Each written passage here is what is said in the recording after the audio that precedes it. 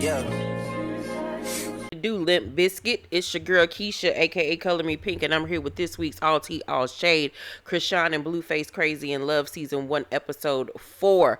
I drop videos Monday through Sunday. Everything that I say is for entertainment purposes only and not to be taken seriously. So if that works for you, then let's get into this review. The episode starts off where we left off with the last episode, with Chrisean coming from court, and she had this breakdown outside of it where she was just boohoo crying. She departs from her family, and she and her stylist are in the car, and they're heading back to the airport. At this point, she's saying she's going to go to Baltimore to go see her mama because her and Blue are into it. Because remember, he went to Vegas without letting her know, and she felt like he was being on some weird type of time. Like he was trying to, be with other chicks or whatever while she was, in Oklahoma handling her court case. So they have been going back and forth. Blue blocked her from calling him, so they were communicating via Instagram, and he erased their music video that they did together and called her grandmama the B word. And I'm like, what in the ghetto hell is going on here? She then is sitting there in the car talking to her stylist and was saying how her father and her brother basically had stuck up for her, because I guess that was a topic of conversation between them. I guess he was still feeling some type of way from the altercation that happened between him and her people or whatever. And she was like, they was looking out for her, considering everything that she's gone through with him. Like, who wouldn't stick up for their child or their sister when she's in this type of situation? So next thing we know, instead of going to Baltimore, we see that Chrisean has gone back to LA. She's decided she's going back home to LA. Ain't no point in her going back to Baltimore. And she heads back to the house so she can get changed and go out. She was like, I'm outside tonight. I'm about to turn up. He turning up. I'm about to do me. So she was like, I want to find me a rich ass dude or whatever. I don't want no broke nigga or whatever. Basically calling Blue broke or whatever. She and her fifis, so now she talking cash, And so the stylist was like, I'm just going to be quiet.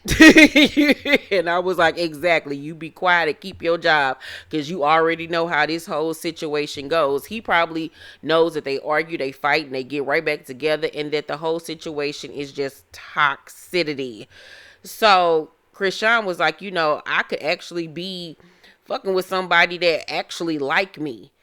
And the fact that she said that just says so much. Like, she already know what it is. Everything that I have been saying about their relationship for the past 4 reviews, she already knows it. She already knows that this is not love, that this is not anything remotely close to a positive relationship. She already knows, but she's in a place in her life where she's so young and she's been through so much trauma that she's looking for any type of familiar connection anywhere that she can possibly get it. And it seems like it's the same situation with him. Like, these are just two trauma bounded people that have come together and are now wreaking chaos into each other's lives. So like I said, she heads out to kick it that night. It's her, the stylist, and this other girl. And now that she back home in LA, Blue has decided to unblock her or whatever. I guess because basically he got his way, maybe. She didn't go back home. So now that she didn't go back home, I guess, he can take her off punishment. I'm thinking what happened was she said that she was going to go to Baltimore. He got to bringing up, how you going to go and kick it with the same people that just put their hands on me? Like, I'm thinking that was the topic of the conversation. Like, he felt like she was being disloyal or being fake. Like, they just put their hands on me, and are you about to go running to them? Like, that's the only thing that honestly makes sense to me of how that conversation probably went down. So while she in the car on her way headed to the club, Blueface calls her, and she asks him why he with some girl with the braids or whatever, and they going back and forth, and he end up hanging up on her. And I'm just like, ooh, child, I remember these days, child, when it was just constant chaos. So she ends up going out after the club, her and her home girl holding hands. She got roses in her hand, and they getting ready to cross the street to get to the car, and they end up kissing each other. And I was like, what is going on here? I thought this was just the friend. Now you're kissing her in the mouth. What is going on, Jesus? It's just like you don't even know which way to turn or look when you're watching this show, because you never know what is going to happen next. So the next thing we know, I guess it's the following day or whenever it is, because at this point, Blue has returned home from Vegas. Mind you, he had a whole altercation while he was down there in Vegas that resulted in somebody being unalived and him getting locked up for it, child. And I'm like, oh, Lord, like, you can't even make this type of stuff up. Like, they are literally living a Grand Theft Auto life. So he's gotten back home, and, you know, the camera crew is arriving to, you know, film them for the day.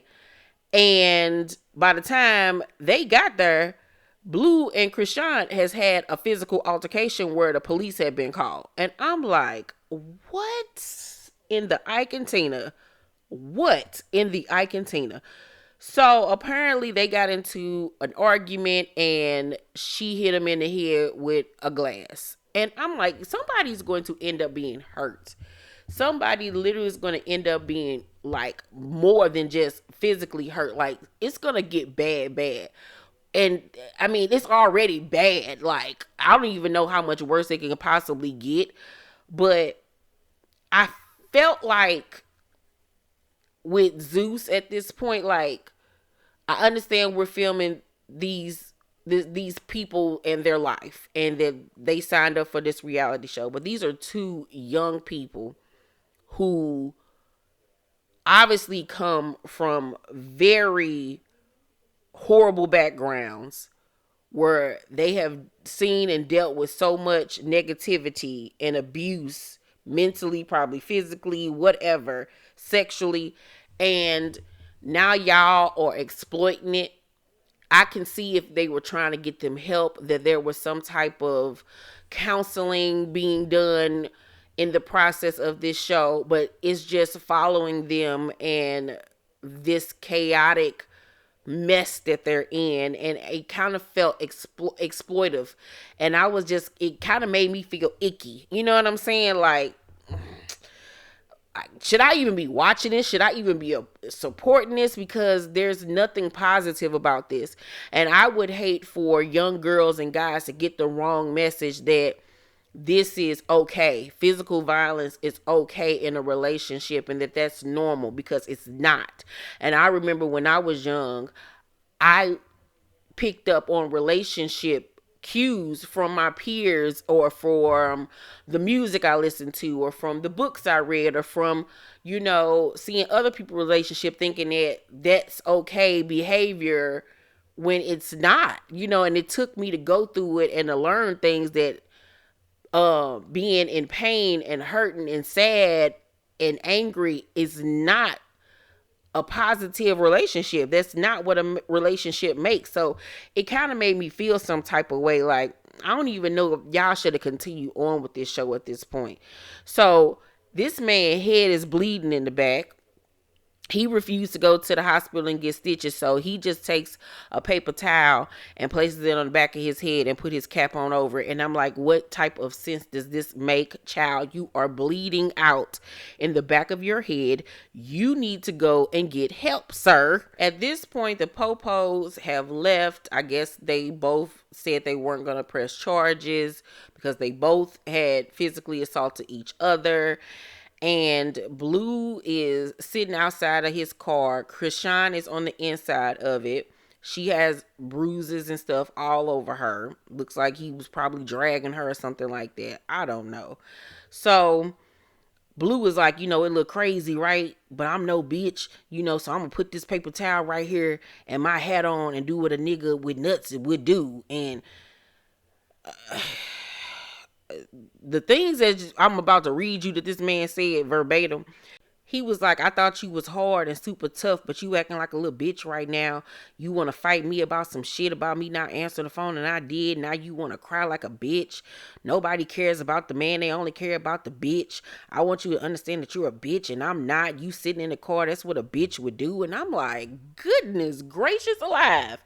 Like, how many more B's she gonna be? He just calling her a B, just calling her a B, just calling her a B. And she just sitting there in the car, and they just filming this. They just filming this like this is okay to see this quote unquote man sit here and berate this girl and call her out her name. And I'm not saying that this girl is a victim at all at this point, because she is just as worse as he is, if not worser.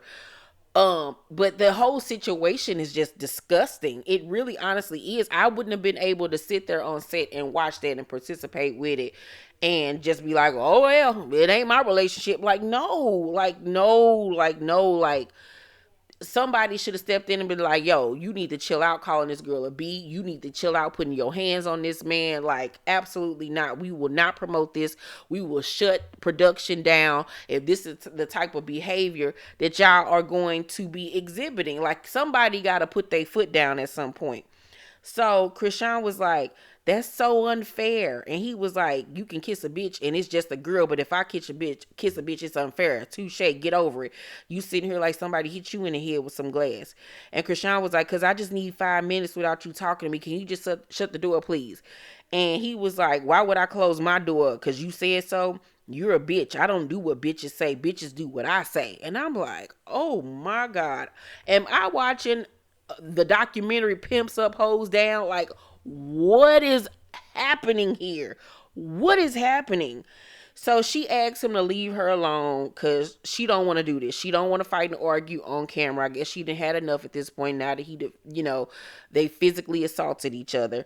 But Blueface was like, we already doing it right now. Like, it's already up and it's stuck. But while he's sitting there saying to her she a B and he a nigga and he a man and she want to act like a man and this, that, and the third, and all I could pay attention to the fact is that this little dust mite sitting up here with this skeet, look like flea market shirt on, these old ass Levi jeans, this whack Gucci belt, and his drawers on inside out.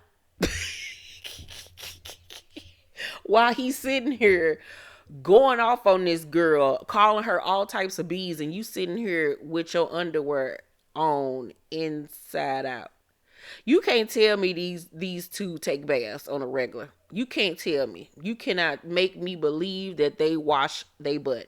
Because when I was even looking at the television screen when Chrisean had went out to the club, I'm like, did she take a bath before she changed clothes to head out? Because they did a quick turnaround, and then here this man is with his drawers on inside out. They look like he done had them drawers for the last 6-7 years, child. They so gray and worn out, and I'm like, So once he sees that she's unwilling to get out the car and have a conversation, he decides to head inside and talk to his cousin because, he feeling some type of way. He got a gash in the back of his head. He had every right in the world to be angry. She, like I said, physically assaulting him with an object caused him to have a gash in the back of his head, for him to be bleeding. So anybody would be upset. But instead of teaching her a lesson by physically assaulting her back, which could lead to one of y'all literally hurting somebody to the point where you can't come back from it, how about leave her alone, move on, let her go? Like, why are y'all together? Like, what is going on? But like I said, these are two broken people who have found something within each other that they need, or that they think they need, rather. But one thing I also need to say is, this is a prime example of girls needing to realize that they just can't walk around putting their hands on people just because they're a girl and thinking that I'm a woman, so you shouldn't hit me back. And no, I stand on the fact that a man should not put his hands on a woman, because 9 times out of 10, they are more physically stronger than a woman is. Not all the time, but majority of the time. But that still does not give a woman or a girl the right to be sitting up here hitting on folks, because everybody not just gonna sit back and walk away or leave you alone. Like, that is not okay. And she has grown up in a physically violent house, so she thinks that this type of behavior is acceptable and okay, and that is not.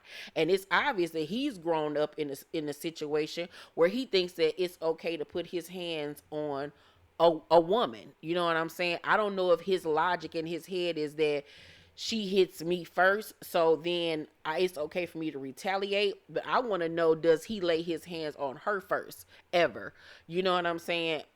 Was this something that he grew up watching his mother be hit on? Like, I want to know more about how did these two people end up to be who they are.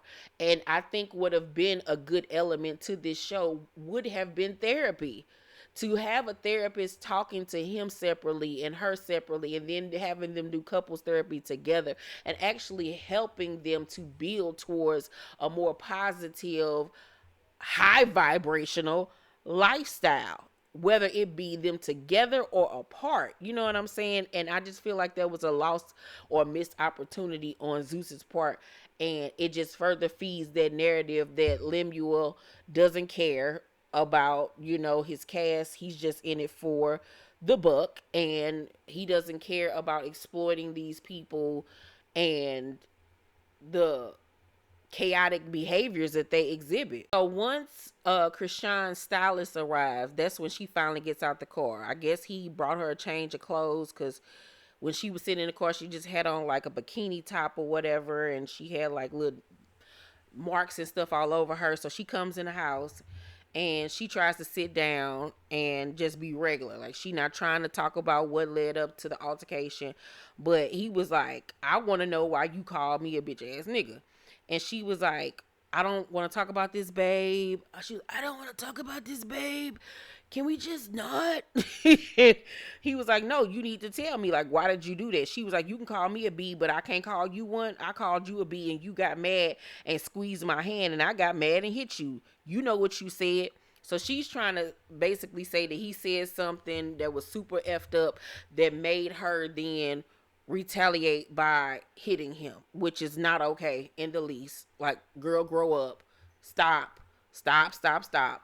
So Blue was like, you have no response because I didn't do anything to you. I'm not a kid. I love to talk about it. It would save me from having a gash in my head and save you from getting your ass whooped. And it's just like, oh my God, y'all are literally sitting up here promoting domestic violence. This is insane. So Chrisean was like, you call me a B all the time. And Blue was like, you are one. I'll call you a B right now. Why did you call me out my name? And it's just, oh my God, this just makes my stomach hurt. It makes my stomach hurt. So Chrisean was like, you know what you said. She's steady saying, you know what you said. But he like basically accusing her of being drunk or high or whatever, and just reacting off of something that was in her head that he did not do. So next thing you know, she has eased her way on over there to him and hugging on him and kissing on him and stuff. And I'm like, oh my God, this cannot be real. I don't even know what to say. I'm so dumbfounded. She, like I said, kissing on him and hugging on him and stuff, trying to make things right, I guess, child. And I just feel like both of their breaths stink and they just smell like cool filter kings, child. Oh Lord. And he was like, my head hurt. Like, this boy looked like he dang near gonna pass out somewhere. Like, he probably had like a mild concussion or something going on. And she was like, let me get the glass out. Oh my God, let me get the glass out. Let me get it, baby daddy. Let me get it. And I'm like, oh God, oh Lord. So she started picking the glass out of the back of his head. And he was like, ow, that hurt. Like, just leave it alone. She was like, no, I'm gonna have to get the vacuum cleaner to get it out. That's the only way I'm gonna get it out. I'm like, no, that is so unsanitary. This man has an open wound and you are putting a vacuum cleaner up to the back of his head to get glass out. You are not Doogie Howser, ma'am. This is not ER. What is wrong with you? This is not Married to Medicine. You are not Dr. Jackie. What kind of hood hospitalization is this? What is happening? So she just a laughing and a giggling and stuff around the house like the craziest situation has not occurred. Meanwhile, he just sitting on the couch, stone face, looking like, what in the hell has my life become? Like, he was just sitting there looking like, this can't be life. It literally cannot be life. But yeah, this is my life that I'm living right now. And outside of changing his drawers, child, and getting a new pack, I need for him to do something with this hair, because this hairstyle is just not giving what he thought it was gonna give. Like, I don't know what it's supposed to be. I hate it. It looked like he cut his own hair. It don't look like he can even afford to get his hair cut. He literally is giving me Sesame Street vibes, old Kid and Play vibes, but it just was not executed well. Like, everything about him just looked musty and crusty. Musty and crusty. He looked like he was a boy in class that smelled like piss, that smell like straight up piss and weed. And she looked like the fishy girl that came to school smelling like fish, always laughing and ha ha ha ha all up in everybody's face, breath stank, just ugh. It literally takes his cousin to get him to go to the hospital. They go to the hospital. We see them in the emergency room, but then we see them leave out. He still got the same bandage on the back of his head. I don't even know if that was a bandage or a piece of tape that Chrisean had put on the back of his head, child. I think it's she on the episode of MASH or something like that. And they get back to the crib, and he is still in excruciating pain. We find out that he didn't have them do anything at the hospital because they told him he would need staples, and he didn't want to have staples.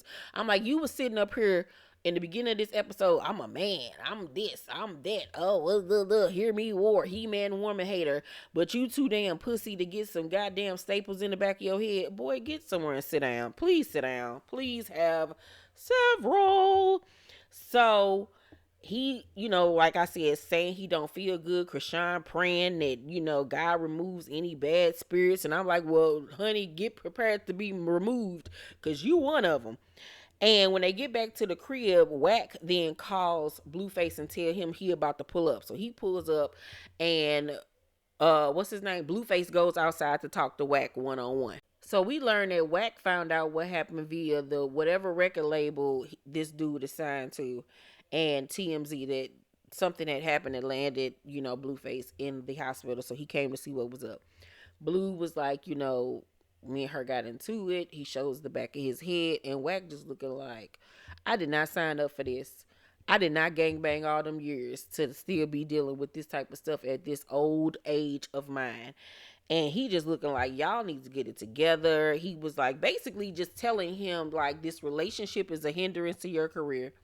She's a hindrance to your career. You're a hindrance to your career. You need to be focused on your kids and winning for them, and not focus all of your resources and thoughts on Chrisean. And basically like was telling him, she all right now. She on the rise. You're on the decline. You ain't had nothing going on since you got with her. And that was exactly what I was saying a few episodes ago. And I don't even follow this little boy, but I knew that he was not popping like that. He was not. Like, you can look at him and tell he a little dirt ball. Like, he a dust mite. So he was like, I need for you to come to the studio tonight, just you by yourself, so we can get back to business. Like, we got to get back to this work. And so Blueface was like, all right, I'm gonna be there. And Wack was like, by yourself. And he was like, all right, I got you. Child, next thing we know, this dude comes to the studio with Chrisean. Now, mind you, the whole time he was outside talking to Wack, Chrisean is ear hustling. Then we see her on, like, literally, this scene reminded me of Tina Turner in What's Love Got to Do With It, when she was in that mirror after being worked like a Hebrew slave. And remember when she was suffering from exhaustion and stuff, and she was trying to put on that lipstick, put on that eyebrow, and she ended up passing out. We see Chrisean in the mirror talking to herself, child, talking about Baby girl, hey queen, don't let him call you a B again. Bust that head open again. And I'm like, what? Girl, you could have went to jail. You still dealing with the situation you just got out of. Like, huh? Like, I literally was uneasy. Like, I literally felt like I was watching somebody have split personalities. That scene was like so eerie and like scary for me. Like, I was like, this is not normal behavior. Maybe this girl got mental issues because there's something wrong with her. There's literally something wrong with her that they just had this big blow up where she's sitting up there with a black eye. He's sitting up there with a gash in the back of his head bleeding. And she just la la la da da, la da da da da, ring around the rosies like nothing has happened. She just like, we fought, it's over. Let's deal with it. Let's keep it moving. Like, let's shake a tail feather, let's shake a leg. Like, girl, like, oh my God, she's just as bad as he is. Like, you can't even honestly feel sorry for her once you continue to watch it because we see just how bad she is. Like, she's horrible, he's horrible. So you just got two horrible ass people together. So, while they're at the studio, instead of Blueface doing what he needs to do for himself, Chrisean is the one in the booth and he like producing her. Wax show up looking like, nigga, didn't I tell you to come by yourself? Like, why is she here? And why is she in the studio? Why is she using your studio time? You need to be focusing on yourself. So at this point, you can't even say that it's all just Chrisean that's clingy and super needy. It's him as well. Like, it's something about each of them that gives each other some form of comfort, even though they have all of this, violence between them two. So, Whack, like, dude, like, this is your session. She gotta go pretty much. Like, you gotta get focused. And he even went on to say, your career is on the rise. Meanwhile, his is sinking at this point. Wack even says to Chrisean, like, you're a distraction. She was like, so I'm getting money, like basically saying, like, he don't need this rap stuff. I'll take care of him. Ooh, po tink tink. So Blue was like, I love her. I love her. And I'm just starting to look at him like, you a battered wife.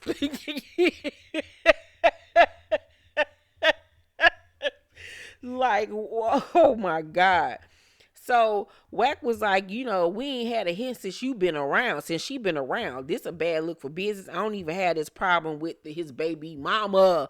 Like, the baby mama know how to play her role and you don't. And Chrisean was like, like, they ain't got nothing to do with me. And she was like, just be quiet. I don't even care. Get out or whatever. And they've had plenty of arguments, over this situation too that I've seen online where he telling her to leave old boy alone, going about her business, and she just refuses to, and he refuses to let her go at this point. So Chrisean and Wack are able to go outside and have a conversation, and once again he reiterates that this relationship is hindering Blue's career and helping advance hers. And she don't want to listen. She like, oh, like, why are we talking? You're not my dad. And he was like, I know I'm not your daddy, but somebody got to try to talk some sense into you. And she just refused to listen. So Wack was like, I mean, can we keep the personal shit inside? Can we at least do that? And she was like, nothing's going on. We chilling. I don't want to talk about it. Da, da, da, da, da. So Wack was like, we losing business. Your career is on the incline, but his is on the decline. And Chrisean was like, it don't matter what his shit doing. Blue love you, so I love you. But basically we chilling. Like, mind your old ass business, sir, because nobody asked you for your opinion. That's what the type of time she was giving him. And I was surprised that Wack was even standing there taking it. Because once again, this girl is cuckoo for Cocoa Puffs. She needs help. She needs help.